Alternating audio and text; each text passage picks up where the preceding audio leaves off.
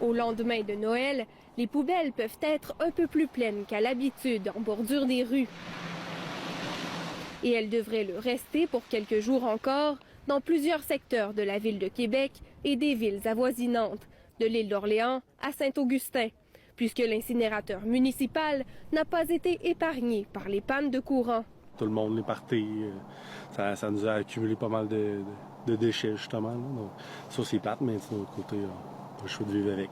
La ville de Québec assure toutefois que la collecte de déchets pourra revenir à la normale dès le 29 décembre. L'incinérateur est composé de 4 fours, puis là, on les repart graduellement. Alors, c'est sûr que comme il faut s'assurer que tout fonctionne bien, il faut faire différents tests pour le redémarrage, mais petit à petit, tous les fours sont mis en fonction. Le redémarrage de l'incinérateur risque toutefois de faire augmenter les émissions de contaminants dans l'air, selon le Front commun québécois pour une gestion écologique des déchets. Lorsque les fours s'éteignent, ça continue à brûler, la température descend et éventuellement, ça s'éteint complètement.